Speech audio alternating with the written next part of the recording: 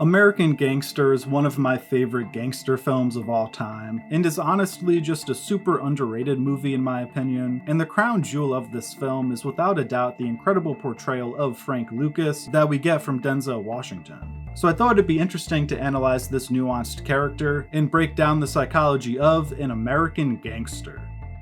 Now, before I get into this analysis, I do want to acknowledge that Frank Lucas was an actual person, and even though this film is based on a true story, his true story of course, I'm gonna be breaking down Denzel's performance as if it's just a character rather than a one-to-one performance of Frank's life, because whenever anything gets adapted, it can't ever be 100% accurate, and certain things will get embellished or adapted differently. So when I say things like Frank thinks this, or Frank did this, I'm referring to Denzel in this film and not necessarily Frank Lucas the person, as we can't really be sure if Frank did or thought everything that Denzel does in this movie. I hope that makes sense.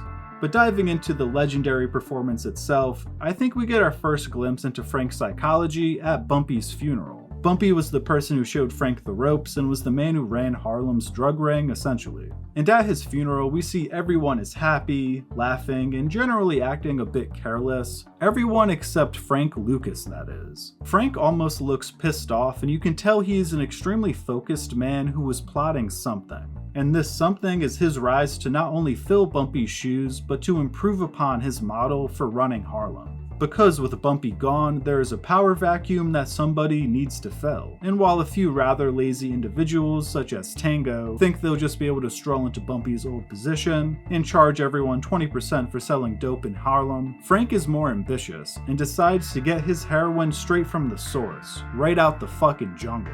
Which means he controls the marketplace in a way that Bumpy never did, and Tango certainly has no hope of doing.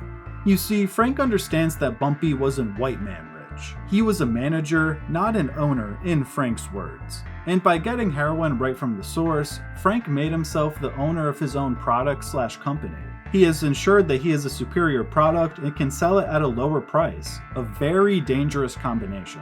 And the first thing he does is buy his mother a mansion and insert his family members into his operation. And he gets his family involved because, in his own words, the most important things in business are integrity, honesty, hard work, and family. He wants people he can trust by his side, but also wants people who know their place, because you're either somebody or you're nobody in this world.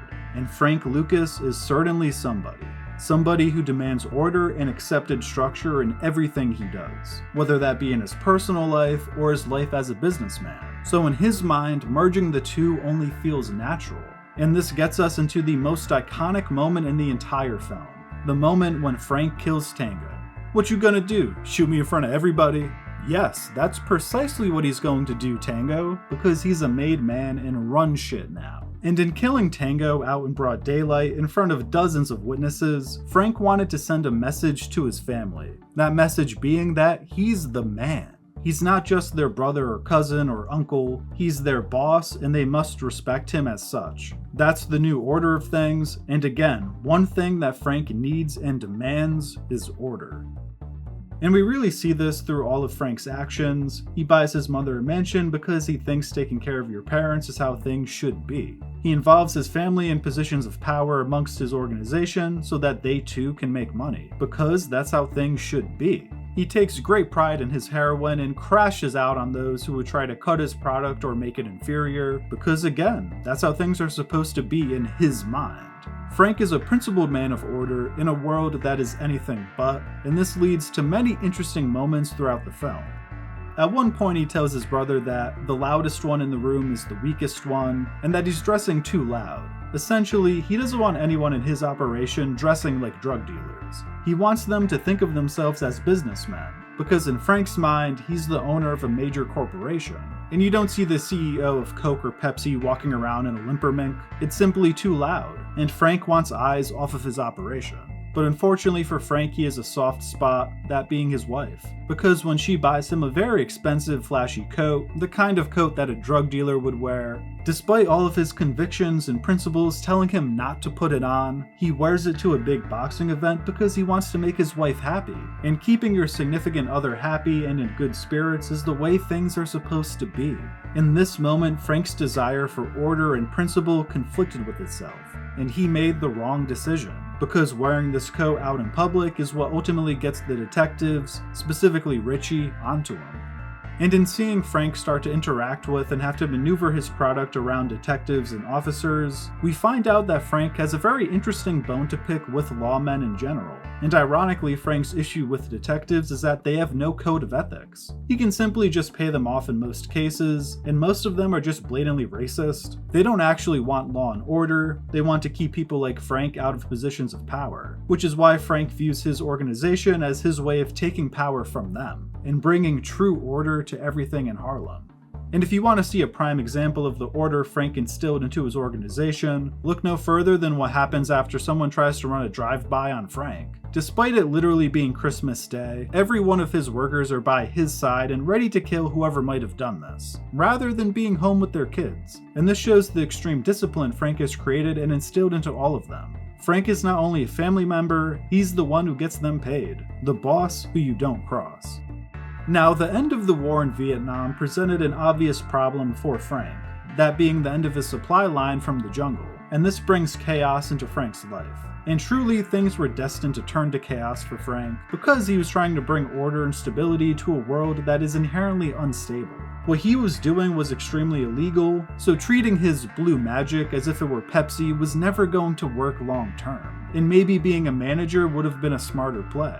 As is the case with a lot of gangsters, pride was Frank's undoing. And we see this pride as Frank is being interrogated by Detective Richie, as he sits back in his chair and boldly proclaims, "I took care of Harlem. Harlem's gonna take care of me." And maybe in a perfect, orderly world, this would be the case. But rather than taking care of him, Harlem sees Frank getting arrested as a new power vacuum opening. So most are ready to throw him under the bus. And I have always viewed Frank deciding to turn into an informant and snitch as a sign of him finally seeing that the order he built was predicated on a fallacy. While yes, he took care of Harlem in a sense, he also ravaged it. And people only showed him respect because he was bringing in a lot of money and product. So they of course abided by his rules for the most part, but as soon as he lost his positioning, it didn't matter that he took care of them. They were all primed to flip on him because they wanted what he had, so he simply flips on them first.